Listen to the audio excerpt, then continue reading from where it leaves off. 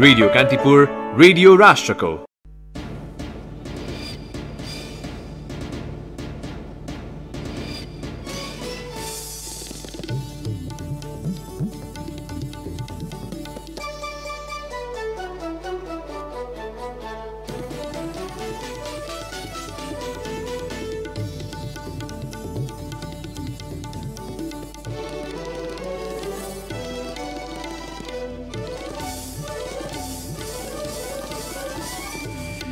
दुई अध्यक्षबीच सहमति बन्न नसकेपछि नेकपा विवाद बहुमत अल्पमतमा प्रवेश, पार्टी एकताका क्रममा भएको सहमतिको विधिवत रूपमै अन्त्य। कोरोना महामारी रोक्न नेपालमा 60 देखि 70% मानिसलाई खोप आवश्यक रहेको विज्ञहरूको भनाई, जोखिम समूह र रणनीति तत्काल लागू गर्न सुझाव। नेपाल भारत ऊर्जा सचिव र सहसचिव स्तरीय कार्यदलको बैठक यसै साता बस्ने, पुरानै एजेन्डाले निरन्तरता पाउने। ब्रेक्जिट पछिको व्यापारिक सम्झौताका लागि बेलायत र EU वार्ता गर्दै आगामी 48 घण्टा संवेदनशील समय रहेको विश्लेषण। र चेल्सी प्रिमियर लिग फुटबलको शीर्ष स्थानमा फर्कियो, ला लिगामा रियलले सेभियालाई हरायो, बार्सा कार्डिससँग पराजित। नमस्कार, कान्तिपुर डायरीबाट सहकर्मी केशु र म प्रकाश। समाचार अब विस्तारमा। नेकपाका अध्यक्ष द्वय केपी शर्मा ओली र पुष्पकमल दाहाल बीच पार्टी एकीकरणको अघिल्लो दिन 2075 जेठ 2 गते भएको एकता महाधिवेशनसम्म सहमति र समझदारीमा अघि बढ्ने समझदारी हिजो विधिवत रूपमा तोडिएको छ। बहुमत सदस्यहरूको पहलमा हिजो बसेको सचिवालय बैठक र त्यही बैठकका बहुमत सदस्यहरूबाट व्यक्त रायका आधारमा आजका लागि स्थायी कमिटी बैठक ताकेर नेकपा बहुमत अल्पमतको अङ्कगणितमा प्रवेश गरेको हो। यो सँगै प्रधानमन्त्री समेत रहेका अध्यक्ष ओली थप अप्ठ्यारोमा पर्नु भएको छ।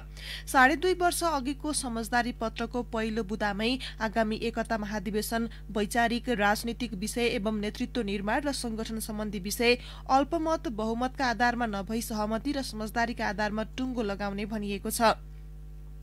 वरिष्ठ नेता झलनाथ खनालले भन्नुभयो, पार्टी अब विधान अनुसार अघि बढ्ने भयो। एकताको महाधिवेशनबाट सहमतिका आधारमा नेतृत्व नछान्दासम्म सबै विषयमा समझदारीकै आधारमा अघि बढ्ने भन्ने पूर्ववर्ती सहमति अध्यक्ष द्वयबाटै तोडियो।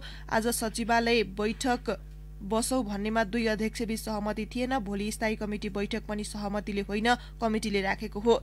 नेताहरूका अनुसार झण्डै 4.5 घण्टा बसेको सचिवालयको बैठक आज स्थायी कमिटी बैठक बोलाउने या नबोलाउने भन्नेमै केन्द्रित भएको थियो। बैठक शुरू हुने बित्तिकै अध्यक्ष दाहालले स्थायी कमिटिको बैठक बोलाएर सचिवालयका सबै दस्तावेज अध्ययनका लागि सदस्यहरूलाई दिने र केही समय लिएर सचिवालयमा फेरि छलफल चलाउनु पर्ने प्रस्ताव गरेका थिए। दाहालले भन्नुभयो, हाम्रो पार्टीको गम्भीर प्रकृतिको समस्या थाहा छ, यसलाई छलफल गरेर निष्कर्षमा पुर्याउनु पर्छ भनेर हामीले प्रस्ताव पेश गरेका हौं। सचिवालयमै निष्कर्ष निकाल्न सकिन्छ कि भन्ने पनि आएको छ, तर स्थायी कमिटिको बैठक बोलाइसकिएकाले आइतबार त्यही प्रस्तावहरू लिएर जाऊ। दाहालको सो प्रस्तावमा सचिवालय सदस्यहरू ईश्वर पोखरेल र रामबहादुर थापा सहित दाहाल नेपाल पक्षीय सबै सचिवालय सदस्यहरूले समर्थन जनाएका थिए।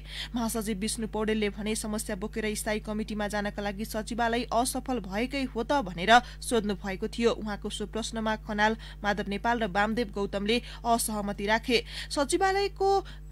सचिवालय काम नलाग्दो भयो भनेको के हो? तिनै नेताको आशय थियो। महासचिवले यस्तो कुरा गर्न पाइँदैन, स्थायी कमिटिमा जाने भन्दैमा सचिवालय असफल भयो भन्न पाइन्छ।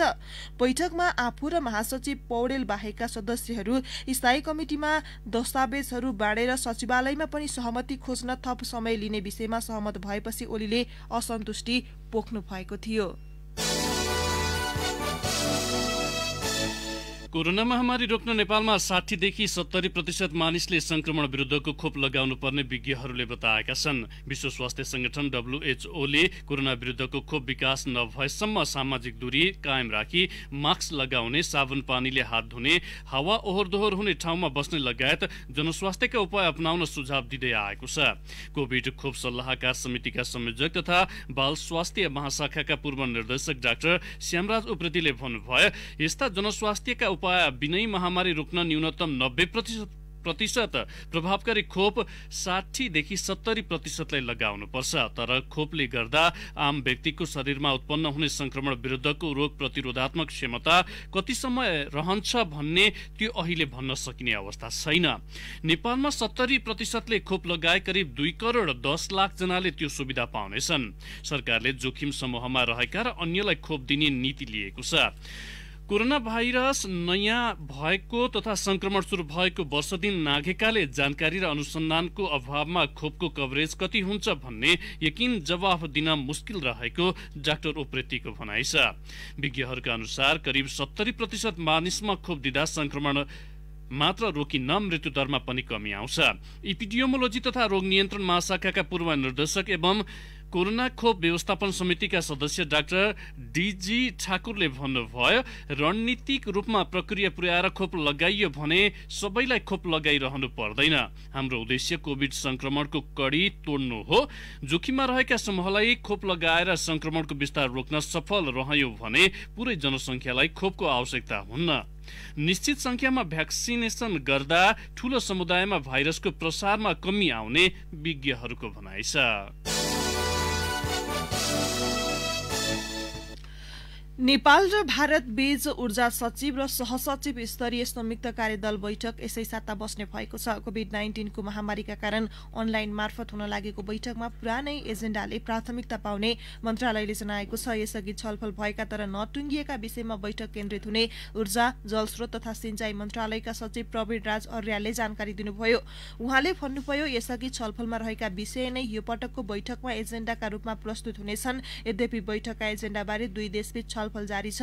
यो पटकको बैठक अन्तर्देशीय प्रसारण लाइन, इनर्जी एक्सचेन्ज जस्ता विषयमा केन्द्रित हुने उहाँले जानकारी दिनुभयो। सन् 2014 मा भएको नेपाल भारत विद्युत व्यापार सम्झौताको सहजीकरणका लागि गठित सहसचिव र सचिव स्तरीय संयुक्त निर्देशक समितिको 8औं बैठक मङ्सिर 25 र 26 मा बस्न लागेको हो। निर्देशक समितिको 7औं बैठक गत वर्ष असोज 27 र 28 मा भारतको बेंगलोरमा बसेको थियो।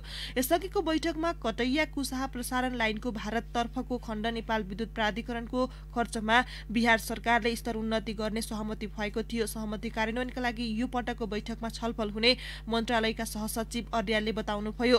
रक्सोल परवानीपुर प्रसारण लाइनको भारतीय भूभागभित्र पर्ने खण्ड स्तर उन्नतिका लागि भारतले अनुदान सहयोग गर्ने विषयमा पनि यो पटकको बैठकमा छलफल हुनेछ। नेपालको विद्युत भारत लैजान आवश्यक पर्ने प्रसारण लाइनका लागि पनि यो पटकको बैठकमा छलफल हुने अर्यालले जानकारी दिनुभयो।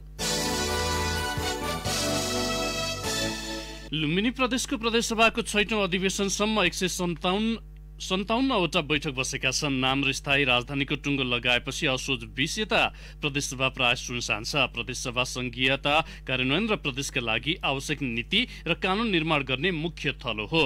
3 तहको संघीयता कार्यान्वयनमा प्रदेशसभाले बेग्लै महत्व राख्छ। एकल अधिकार सूची अन्तर्गतका कानून निर्माण र साझा अधिकार सूचीका कानून निर्माणमा सहयोग गर्ने जिम्मेवारी पनि प्रदेशसभालाई छ। तर त्यही प्रयोजनका लागि निर्वाचित प्रदेशसभा सदस्यले आफ्नै जिम्मेवारी अनुसार महत्व बुझ्न नसक्दा लुम्बिनी प्रदेशमा कानून निर्माणको प्रक्रिया कमजोर बन्दै गएको छ। त्यसको परिणाम बनेको 1 वर्ष नपुग्दै एउटै कानून 3 पटक संशोधन गर्नुपर्ने अवस्थालाई मान्न सकिन्छ। लुम्बिनीमा 87 प्रदेशसभा सदस्य छन्। सभाको पहिलो अधिवेशनका सबै बैठकमा उपस्थित हुने सदस्यको संख्या 22 थियो। दोस्रो अधिवेशनमा त्यो संख्या घटेर 4 जनामा झरियो। तेस्रो बैठकमा 3 जना र चौथोमा 6 जना मात्र पुरै बैठकमा उपस्थित भएका छन्। कतारको प्रहरी सेवामा पठाउने भन्दै अवैध रूपमा अन्तर्वार्ता गर्ने 3 ठूला म्यानपावर कम्पनीलाई वैदेशिक रोजगार विभागले 6 महिना निलम्बन गरेको छ। SOS DD ह्युमन रिसोर्स र होप इन्टरनेशनल म्यानपावर निलम्बनमा परेका हुन्। अब यी कम्पनीले निलम्बन फुकुवा नभएसम्म वैदेशिक रोजगारीका लागि कुनै पनि देशमा श्रमिक पठाउन नपाउने विभागले जनाएको छ। यी कम्पनीले श्रमिक भर्ना प्रक्रिया नै उल्लङ्घन गरी कतार प्रहरीमा जान इच्छुक नेपालीको अन्तर्वार्ता अगाडि बढाएका थिए। आफ्ना एजेन्ट मार्फत अन्तर्वार्ताका लागि गोप्य भर्ती गर्न युवालाई भेला गरिएको थियो। उनीहरूले भेला गरेका युवाको अन्तर्वार्ता लिन कतारको आन्तरिक मन्त्रालयको मानव संसाधन विभागका उच्च अधिकारी काठमाडौँ आएका थिए। विभागको टोलीले छापा मार्दा होप इन्टरनेशनलमा अन्तर्वार्ता लिइरहेका बेला कतारी अधिकारीहरू समेत फेला परेका थिए। कार्यवाहीमा परेका म्यानपावर कम्पनीका सञ्चालकहरूसँग बयान लिइने भएको छ। विभागका अधिकृत कुशल बरालले ती म्यानपावरको बयान कार्य आजबाट सुरु गर्ने बताउनुभयो। म्यानपावर कम्पनीले पेश गरेको लिखित जवाब चित्त नबुझेपछि बयान लिन लागिएको हो। कान्तिपुर डायरीमा अब ब्रेकको पालो। ब्रेकपछि कान्तिपुर डायरीमा अब बाँकी प्रसंग सुरुमा कान्तिपुर सविस्तार। कान्तिपुर सविस्तार। विश्वव्यापी महामारी बनेको करिब 1 वर्षपछि कोरोना संक्रमण विरुद्धको खोप तयार भएको छ। खोप उत्पादनको सुरुवाती अवस्थामा रहँदै गर्दा यसको समान वितरणमा भने आवाज उठ्न थालेका छन्। धनी राष्ट्रले खोपको मौजदातमा समेत चासो दिइरहेका बेला नेपालमा भने खरिदको प्रक्रियाको पहल सुरु भएको छ।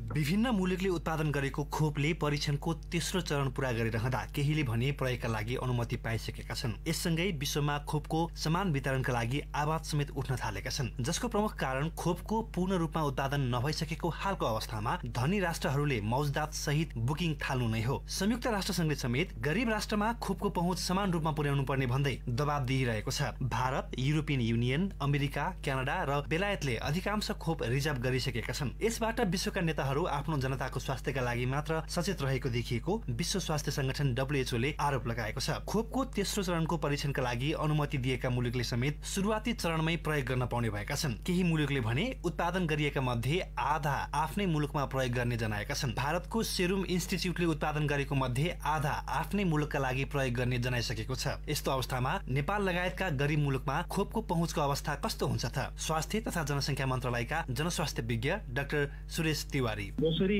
पर्चेज अर्डर नै दिएर भ्याक्सिनलाई सुरक्षित गर्नुपर्ने अवस्था थियो, नेपाल लगायतका विश्वमै कम देखिन्छ। र तपाईँले हेर्नु भने धनी राष्ट्रहरूले अहिले उत्पादन भएको भ्याक्सिनहरूमा लगभग 85% प्लस उनीहरूले बुकिङ गरिसकेको अवस्था छ। यो बुकिङ भएकोलाई नै दिनुपर्ने हुन्छ उत्पादकले। तर एकातिर हामीले के भनिरहेछौँ भन्दा खोपमा न्यायिकता हुनुपर्छ है। खोप चाहिँ जसले उत्पादन गर्यो, जससँग पैसा छ त्यसले मात्रै पाउनु हुँदैन। सुरुवाती समयमा विकास गरिने करिब 7 अर्ब मध्ये 6 अर्ब खोप धनी मुलुकले रिजर्भ गरिसकेका छन्। बाँकी 1 अर्ब खोप कोभ्याक्स अन्तर्गत वितरण गरिने हो। अर्कोतर्फ बजार मूल्य उच्च रहेको बताइरहँदा गरीब मुलुकलाई खरिदमा आर्थिक भार पर्नु स्वाभाविक नै हो। तर भारतमा उत्पादन भइरहेको खोप भने सस्तो हुने र न्यून तथा मध्यम आय भएका मुलुकले समेत पहुँच बढाउन सक्ने जनाइएको छ। यस्तो अवस्थामा नेपालले पर्याप्त पहल चाल्नु पर्ने डाक्टर तिवारी बताउँछन्। तयारीलाई अलि तीव्रता गर्यो भने 2 महिनासम्म हामीले नेपालमा भ्याक्सिन ल्याएर भ्याक्सिनको पहिलो प्रयोग विशेष गरी संसारले नै गरिरहेछ। सिनियर सिटिजनहरू, हाम्रो चाहिँ सम्मानित अग्रजहरू, एउटा उमेर समूहलाई हामी दिन सक्छौँ।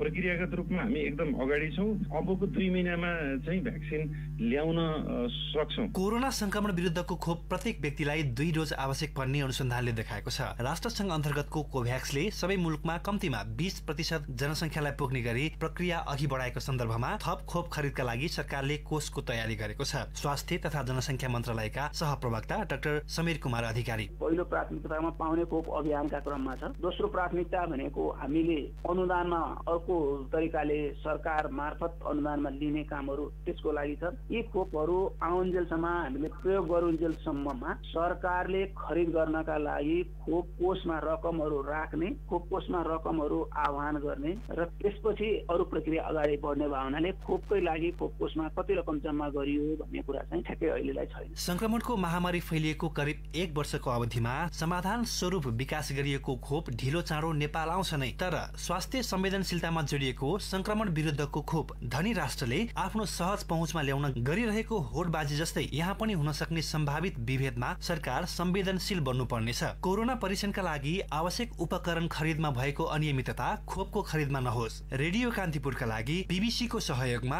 रमेश दुलाल। कान्तिपुर सविस्तार।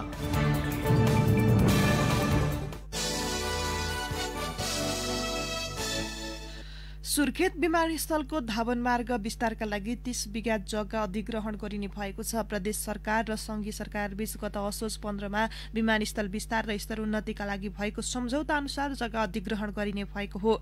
1255 मिटर रहेको विमानस्थलको धावन मार्गलाई 1500 मिटरमा विस्तार गर्न जग्गा अधिग्रहणका लागि नागरिक उड्डयन प्राधिकरणलाई मन्त्री परिषद बैठकले अनुमति दिएको छ। करिब 25 देखि 30 बिघा जग्गा अधिग्रहण हुने प्राधिकरणका सुर्खेत प्रमुख उमेश कुमार पन्थीले जानकारी दिनुभयो। उहाँले भन्नुभयो, विमानस्थल विस्तार यही वर्ष हुनेछ। गुरियोजना बनाउने काम केन्द्र सरकारले गरिरहेको छ। प्राविधिक टोलीले ठ्याक्कै यति नै जग्गा भनेर पठाएको छैन। सरकारले स्थानीय तहमा वितरण गरेको भूउपयोग वर्गीकरण नक्सा काम नलागेर प्रयोगहीन हुँदा राज्यको 4 अर्ब रुपैयाँ भन्दा बढी नोक्सान भएको छ। भूमि व्यवस्था, गरिबी निवारण तथा सहकारी मन्त्रालय अन्तर्गत नापी विभागले तयार पारेर स्थानीय तहमा हस्तान्तरण गरेका नक्सा थम्किएका हुन्। विभागले अघिल्लो आर्थिक वर्ष 532 स्थानीय तहको नक्सा हस्तान्तरण गरेको थियो। ती नक्सा र आफ्नो भूगोलको अवस्थितिमा तालमेल नहुँदा स्थानीय तहले आफै विज्ञ राखेर अर्को नक्सा बनाउन थालेका छन्।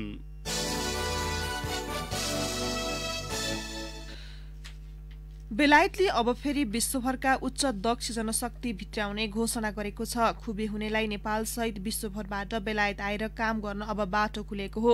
युसँग खुला आवत-जावत अन्त्य भई अङ्कमा आधारित प्रणालीले युरोपेली र गैर युरोपेली नागरिक सबैलाई समान नियम लागू हुनेछ। दशकौंदेखि निर्वाध रूपमा बेलायत प्रवेश गरेर बस्न, काम गर्न अनि पढ्न पाएका युरोपेली नागरिक अब वञ्चित हुनेछन्। बेलायत सरकारले गत मंगलबार डिसेम्बर 1 देखि अङ्कमा आधारित भिसा प्रणाली शुरू गरिसकेको छ। बेलायतले युरोपेली संघ EU छाडेपछि संसारभरिका प्रतिभावान तथा दक्ष कामदार भित्र्याउन नयाँ प्रणाली शुरू गरेको हो। शुक्रबार राति सिमकोट गाउँपालिका 7 डाँडाफयाको हेप्का खोला नजिक लु-2 2102 नम्बरको जीप दुर्घटना हुँदा 4 जनाको मृत्यु भयो, 7 जना गम्भीर घाइते भए। हुम्ला प्रहरीका अनुसार सिमकोट 7 का 30 वर्षीय पर्वत सुनार, वडा नम्बर 2 का 29 वर्षीय पारस बोहरा, नामखा गाउँपालिका 1 का 45 वर्षीय दुखी तामाङ र सोही ठाउँका 48 वर्षीय गुरु तामाङको मृत्यु भएको हो। जिल्ला प्रहरी कार्यालयका सूचना अधिकारी सीताराम विष्टले घाइतेहरूको जिल्ला अस्पतालमा उपचार भइरहेको बताउनु भयो। हुम्ला राष्ट्रिय सडक सञ्जालसँग नजोडिएको देशकै एकमात्र जिल्ला हो। ग्रामीण सडककै भर रहे पनि त्यहाँ सडक दुर्घटनामा परेर अहिलेसम्म 21 जनाको मृत्यु भइसकेको छ। 30 जना भन्दा बढी घाइते भएका छन्। 2076 असार 3 मा हालसम्मकै सबैभन्दा धेरै मानवीय क्षति हुने गरी दुर्घटना भएको थियो। सिमकोट बजारबाट खारफुनाथतर्फ जाँदै गरेको जीप दुर्घटना हुँदा 11 जनाको ज्यान गएको थियो।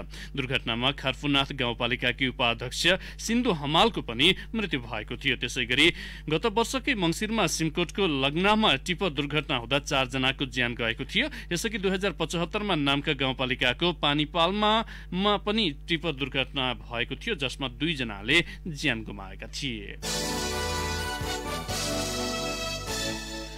वीरगञ्ज महानगरपालिका 16 रजत जयन्ती चोकमा रहेको Nepal Indo and I hospital मापदण्ड विपरीत सञ्चालनमा रहेको खुलेको छ। जिल्ला प्रशासन कार्यालय पर्साको नेतृत्वमा शुक्रबार अनुगमन टोली पुग्दा सो अस्पतालको फार्मेसी सम्बन्धित विषय अध्ययन नै नगरेका व्यक्तिले सञ्चालन गरिरहेका थिए। बिलिङ काउन्टरमा 2 किसिमको बिल जारी गरिएको पाइएको थियो। नेपाल मेडिकल काउन्सिल उत्तीर्ण नगरेका स्वास्थ्यकर्मीले अस्पतालको आइसियु कक्षमा बिरामीको उपचार गरिरहेका थिए। प्रयोगशालामा समेत सम्बन्धित विषय अध्ययन गरेका प्राविधिकले रिपोर्टमा हस्ताक्षर गरेका थिए। सहायक प्रमुख जिल्ला अधिकारी भीमकान्त पौडेलले स्वास्थ्य मापदण्ड पालना नगरी अस्पताल सञ्चालन भएको उजुरीको आधारमा अनुगमन गरिएको जानकारी दिनुभयो।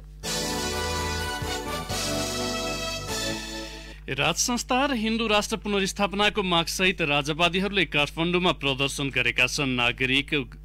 राष्ट्रिय नागरिक आन्दोलन 2077 को ब्यानरमा हिजो संघीय लोकतान्त्रिक गणतन्त्र खारेज गरी राज संस्था र हिन्दू राष्ट्र पुनर्स्थापना, नागरिक सरकार र नागरिक आयोग गठनको माग सहित माइतीघर, बबल महल र नयाँ बानेश्वर क्षेत्रमा प्रदर्शन भएको हो। गृह मन्त्रालयले भिडभाड हुने कुनै पनि कार्यक्रम सञ्चालन गर्न नदिन देशभरका प्रशासनलाई परिपत्र गरे पनि प्रदर्शनकारीहरूलाई कसैले छेकेन। पछिल्लो समय पूर्व राजाको पक्षमा देशका विभिन्न शहरमा प्रदर्शन भइरहेका छन्। हिजो काठमाडौँ सहित झापा र चितवनमा पनि बृहत प्रदर्शन भएको थियो। काठमाडौँमा भएको प्रदर्शनमा सहभागीले राष्ट्रिय झण्डा, पूर्व राजा ज्ञानेन्द्र र पृथ्वीनारायण शाहको तस्बिर सहित विभिन्न नारा लेखिएका प्लेकार्ड बोकेका थिए। बिहान 11 बजे माइतीघरमा भेला भएर नारा जुलुससहित बबरमहल हुँदै बानेश्वरमा पुगेर प्रदर्शन कोण सभामा परिणत भएको थियो। सभालाई सम्बोधन गर्दै वरिष्ठ अधिवक्ता द्वय बालकृष्ण नेउपाने र सुरेन्द्र भण्डारी, नेपाली सेनाका पूर्व सहायक रथी प्रेमसिंह बस्नेत, चिकित्सक डाक्टर मनोज झा, पूर्व सांसद ऋषि बाबु परियार लगायतले सम्बोधन गरेका थिए। झापामा भने सांसद राजेन्द्र लिङदेनको अगुवाईमा प्रदर्शन भएको थियो।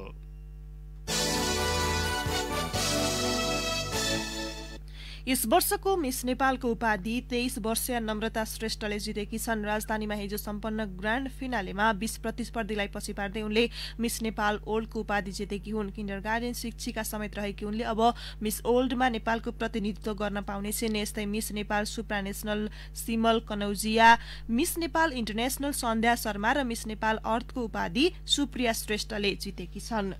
कान्तिपुर डायरीमा पुनः ब्रेकको पालो। अब आर्थिक प्रसंग 5G सेवाका लागि नेपाल दूरसञ्चार प्राधिकरण अन्तर्गतको राष्ट्रिय फ्रिक्वेन्सी व्यवस्थापन फोरमले फ्रिक्वेन्सी पहिचान गरेको छ। फोरम बैठकले शुक्रबार तल्लो मध्यम र उच्च फ्रिक्वेन्सी ब्यान्डमा प्रविधि तटस्थता अपनाई 5G का लागि फ्रिक्वेन्सी दिन सकिने भनेको छ।